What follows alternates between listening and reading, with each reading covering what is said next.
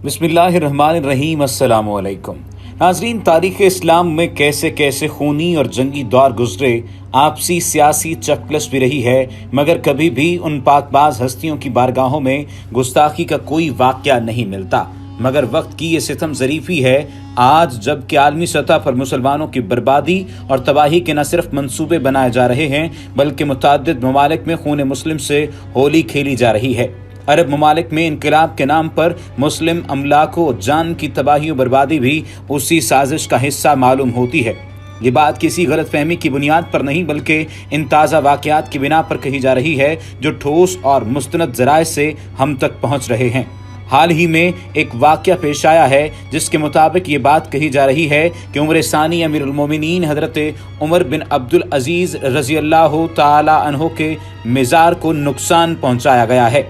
उमर बिन अब्दुल अजीज़ अल आदिल और उनकी अहलिया फातिमा बिनत अब्दुल मलिक की कब्रें खोदकर बेहुरमती की नापाक जसारत की गई है और अमीरुल मोमिनीन का मज़ार शाम के शिमाल मगरबी हिस्से अदलब के कस्बे अद्दीर शर्की में वाक़ है। इस इमारत में 3 कबूर हैं जो अमीरुल मोमिनीन और उनकी अहलिया के अलावा मज़ार के खादिम शेख अबू ज़करिया बिन याहिया अल मंसूर की हैं। दहशतगर्द जंगजुओं ने तीनों कब्रें खोद दी हैं और उनमें मौजूद अजसाद या बाकियात के बारे में कुछ दुरुस्त मालूम नहीं हो सका। अलबत्ता अब ये कब्रें खाली हैं, जैसा कि वीडियोज़ में देखा जा सकता है। अगर अमीरुल मोमिनीन का जिस्म सलामत था और दहशतगर्द जंगजू उसे निकाल कर ले गए हैं तो ये बहुत अलमनाक है।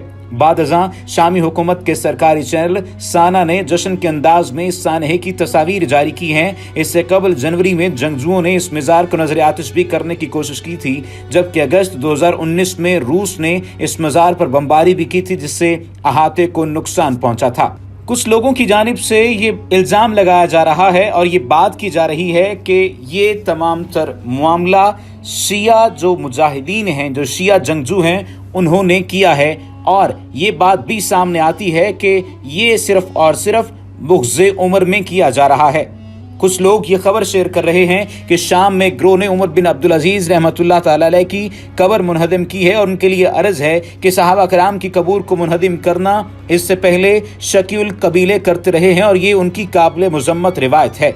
कई लोग तो ये बात कहते हुए नजर आते हैं कि आले सऊद के शकील कबीले ये तमाम तर सूरत हाल इख्तियार किए हुए हैं और ये बात भी कही जा रही है कि शिया अस्करियत पसंद लोग इस तरह की हरकत में शामिल हैं। लेकिन शिया रहनुमाओं की जानिब से ये बयान सामने आ रहा है कि शिया अस्करियत पसंद अगर इस तरह की हरकत करते तो दमिश्क में किसी कब्र को बर्बाद करते, मगर ऐसा नहीं किया गया, बल्कि शिया अस्करियत पसंदों ने सहाबा कराम की कब्र की हिफाजत के लिए दाइश से शाम में मुकाबला किया है और अगर किसी साहिब कब्र से इख्तलाफ था तो कब्र को नुकसान नहीं पहुंचाया। ये बात भी कही जा रही है कि शाम में सहाबा कराम अंबिया कराम की कब्र की हिफाजत करते हुए शहीद होने वालों को शोहदाए मदाफ़ियान हरम के नाम से याद किया जाता है और उनकी तकरीम की जाती है। दूसरी जानिब ये बात भी सामने आई है कि शिया आइमा कराम ये बात कहते हैं कि सिलसिला बनी उमैया के 8वें खलीफा ने 99 से 101 हिजरी तक हुकूमत की। हुकूमत करने का तरीका बनी उमैया के दीगर खुलफा से मुख्तलिफ था और यही वजह है कि शिया आइमा के नज़दीक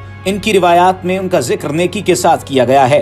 उमर बिन अब्दुल अजीज़ रहमतुल्लाह ताला अलैह का दौरे हुकूमत इमाम मोहम्मद बाकिर के दौरे इमामत के साथ है। मनाबे में इमाम अलैहिस्सलाम के उमर के साथ राब्ते का तज़किरा हुआ है। बाज़ मुहक्किकीन उमर बिन अब्दुल अजीज़ रहमतुल्लाह ताला अलैह के सिलसिले में इमाम अलैहिस्सलाम के मौक़िफ़ को नासिहाना जिक्र करते हैं। खैर, ये बात भी कही जाती है कि चूंकि वो अदल इंसाफ से काम लेना चाहते थे, इसलिए इमाम अलैहिस्सलाम उसे ये नसीहत फरमाते थे कि अपने मिजाज में इसी तरह से नरम खुई रखना। अगर हज़रत उमर रज़ी अल्लाह तआला अन्हु की ज़िंदगी का अहाता किया जाए तो हज़रत उमर रज़ी अल्लाह तआला अन्हु एक ऐसा मीनार नूर साबित हुए थे जिन्होंने खुलफाए राशिदीन के बाद खिलाफत को संभाला था। खलीफा उस्मान की आखिरी बीमारी में इस सरापा अदल इंसाफ के पैकर को शक हुआ कि वो कहीं आपको अपना नायब और जानशीन न मुकर्रर कर दे।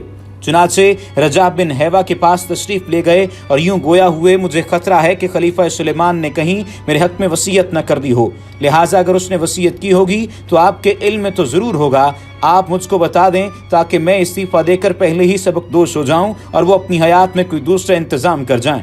रजा बिन हैवा ने उस वक्त आपको टाल दिया, मगर जब वसीयतनामा मनसा शहूद पर आया तो आपका खतरा बिल्कुल दुरुस्त साबित हुआ। उस वक्त खलीफा उस्मान दुनिया से रुखसत हो चुके थे। इस वास्ते आपने आम मुसलमानों को जमा करके इरशाद फरमाया, ए लोगो, मेरी ख्वाहिश और तुम्हारे इस्तिस्वाब के बगैर खलीफा बनाया गया है। मैं तुम्हें अपनी बैत से खुद ही आज़ाद करता हूँ। तुम जिसे चाहो अपना खलीफा चुन लो। ये सुनकर मजमे से बिल इत्तिफाक आवाज आई, या अमीरुल मोमिनीन, हमारे खलीफा आप हैं। आपने इरशाद फरमाया, सिर्फ इस वक्त तक जब तक कि मैं अतात इलाही की हद से बाहर कदम न रखूं। इस गुफ्तगू के बाद शाही सवारियां पेश की गईं ताकि आप महल शाही में तशरीफ ले जाएं। आपने इरशाद फरमाया, इन्हें वापस ले जाओ, मेरी सवारी के लिए मेरा खच्चर काफी है। जब उलमा ने मिंबर पर हस्बे रिवाज आपका नाम लिया और दुरूद सलाम भेजा तो आपने फरमाया, मेरे बजाय सब मुसलमान बंदों में मर्दों और औरतों के लिए दुआ करो। अगर मैं भी मुसलमान होऊंगा तो ये दुआ मुझे भी खुद ब खुद पहुंच जाएगी। इन तमाम कार्रवाइयों के मुकम्मल होने के बाद आप उदास चेहरे, हैरान आंखों और उड़े हुए रंग के साथ घर आए। लौंडी ने देखते ही कहा, आप आज इस कदर परेशान क्यों हैं? फरमाया, आज मुझ पर फर्ज आयद किया गया है कि मैं हर मुसलमान का बगैर उसके मुतालबे के हक अदा करूं। आज मैं मशरिक व मगरिब के हर यतीम व मस्कीन का और हर बेवा व मुसाफिर का जवाब दे बनाया गया हूं। फिर मुझसे ज्यादा काबिल रहम और कौन हो सकता है? फिर अपनी बीवी फातिमा से, जो कि खलीफा अब्दुल मुल्क की नूर नज़र थी, इरशाद फरमाया, अपना वो बेशकीमत जवाहिर जो तुम्हें अब्दुल मलिक ने दिया था बैतुल माल में दाखिल करा दो या मुझसे अपना ताल्लुक खत्म कर लो। यह सुनकर बावफा सैरचश्म बीवी उठी और अपने जवाहिरात को बैतुल माल में भेज दिया। जब दामन पाक और घर साफ हो चुका तो आप अहले खानदान की तरफ मतवज्जे हुए और यजीद और मुआविया तक के वारसों को एक एक करके पकड़ा और तमाम गसब शुदा जायदाद और अम्वाल असल वारसों को वापस कर दिए। माल दौलत इस कसरत से वापस हुआ कि हुकूमत इराक का खजाना खाली हो गया और अखराजात के लिए दमिश्क से वहां रुपया भेज दिया गया। बाज़ खैरखाहों ने कहा, या अमीरुल मोमिनीन, आप अपनी औलाद के लिए कुछ छोड़ें तो इरशाद फरमाया, मैं उन्हें अल्लाह के सुपुर्द करता हूँ। हज़रत उमर बिन अब्दुल अजीज़ ने अपने घर वालों के रोज़ीने बंद कर दिए। जब उन्होंने तकाजा किया तो फरमाया, मेरे अपने पास कोई माल नहीं है और बैतुल माल में तुम्हारा हक भी इसी कदर है जितना कि इस मुसलमान का जो सल्तनत के आखिरी किनारे पर आबाद है। फिर मैं तुम्हें दूसरे मुसलमानों से ज़्यादा किस तरह दे सकता हूँ? खुदा की कसम, अगर सारी दुनिया भी तुम्हारी हम ख्याल हो जाए तो मैं फिर भी नहीं दूंगा। हज़रत उमर बिन अब्दुल अजीज़ ने अपनी सल्तनत के अंदर मुस्लिम और गैर मुस्लिम के शहरी हुकूक को यकसां कर दिया। हेरा के एक मुसलमान ने एक गैर मुस्लिम को किसी वजह से कत्ल कर दिया। आपने कातिल को पकड़कर मकतूल के वारिसों के हवाले कर दिया और उन्होंने उसे कत्ल कर दिया। एक ईसाई ने खलीफा अब्दुल मलिक के बेटे हश्शाम पर दावा कर दिया। जब मुदई और मुद्दा अलैह हाजिर हुए तो आपने दोनों को बराबर खड़ा कर दिया। हश्शाम का चेहरा इससे बेइज्जती पर पड़ते गजब से सुर्ख हो गया। आपने ये देखा तो फरमाया, इसके बराबर खड़े रहो। शरीयत हक की शान अदालत यही है कि एक बादशाह का बेटा अदालत में एक नसरानी के बराबर खड़ा हो। हज़रत उमर बिन अब्दुल अजीज़ का दौर हुकूमत सिर्फ 2.5 साल है। इस मुख्तसर और कलील मुद्दत में खल्क़ खुदा ने यूँ महसूस किया कि ज़मीन व आसमान के दरमियान अदल का तराजू खड़ा हो गया है और फितरत इलाही खुदा आगे बढ़कर इंसानियत को आज़ादी, मोहब्बत और खुशहाली का ताज पहना रही है। लोग हाथों में खैरात लिए फिरते थे मगर कोई मोहताज नहीं मिलता था कि यहाँ कोई हाजतमंद बाकी नहीं रहा और अतियात को वापस कर देते थे। अदी बिन अरतात वाली फारस ने आपको लिखा कि यहाँ खुशहाली इस कदर बढ़ गई है कि आम लोगों के किब्र गुरूर में मुब्तला हो जाने का खतरा हो गया है। आपने जवाब भेजा, लोगों को खुदा का शुक्र अदा करने की तालीम देना शुरू कर दो। एक तरफ लाखों और करोड़ों लोग अमन मुसर्रत और राहत और शादमानी के शादियाने बजा रहे थे तो दूसरी तरफ वो वजूद मुक़द्दस जिसकी वजह से ये सब कुछ हुआ था रोज़ बरोज़ लागर और ज़ईफ़ व नज़ार होता चला जा रहा था। उसे दिन का चैन मुयस्सर नहीं था, उसे रात की नींद नसीब नहीं थी। जब हज़रत उमर बिन अब्दुल अजीज़ रज़ियल्लाहु ताला अन्हु मदीना के गवर्नर बनाए गए तो उस वक्त उनका ज़ाती साजो सामान इस कदर वसी और अजीम था कि सिर्फ उसी से पूरे 30 ऊँट लाद कर मदीना मुनव्वरा भेजे गए। जिस्म इस कदर तरोताज़ा था कि आज़ारबंद पेट के पट्टों में गायब हो जाता था। लिबास, तनम और इत्रियात के बेहद शौकीन थे। नफासत पसंदी का ये आलम था कि जिस कपड़े को दूसरे लोग आपके जिस्म पर एक दफ़ा देख लेते थे दोबारा नहीं देखते थे। खुशबू के लिए मुश्क और अंबर इस्तेमाल करते थे। रजा बिन हैबा का बयान है कि हमारी सल्तनत में सबसे ज़्यादा खुश लिबास, मुअत्तर और खुश खराम शख्स उमर बिन अब्दुल अजीज़ थे। आप जिस तरफ से गुजरते थे गलियां और बाजार खुशबू में नहा जाते।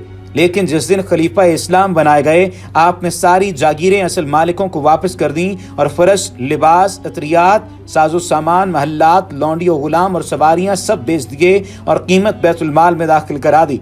آپ کے پاس صرف ایک جوڑا رہتا تھا، جب وہ میلا ہوتا اسی کو دھو کر پہن لیتے تھے۔ مرض الموت میں آپ کے سالے نے اپنی بہن فاطمہ یعنی حضرت عمر بن عبدالعزیز کی اہلیہ سے کہا، امیر المومنین کی قمیض بہت میلی ہو رہی ہے، لوگ بیمار پرسی کے لیے آتے ہیں، اسے بدل دو۔ حضرت عمر بن عبدالعزیز کی بیوی نے سنا اور خاموش ہو گئیں۔ بھائی نے جب پھر یہی تقاضا کیا تو فرمایا، خدا کی قسم، خلیفہ اسلام کے پاس اس کے سوا کوئی دوسرا کپڑا نہیں ہے، میں کہاں سے دوسرا کپڑا پہنا دوں؟ اور یہ جوڑا بھی خلیفہ وقت کے بدن پر جو تھا صحیح سالم نہ تھا، اس میں کئی پیوند لگے ہوئے تھے۔ آپ دیکھ لیجئے کہ یہ وہ شخصیت ہیں جنہیں عمر ثانی کہا جاتا ہے۔ اللہ سبحانہ و تعالیٰ ان لوگوں کو غارت کرے جنہوں نے حضرت عمر بن عبدالعزیز رضی اللہ تعالیٰ عنہ کے مزار کو نقصان پہنچانے کی کوشش کی ہے۔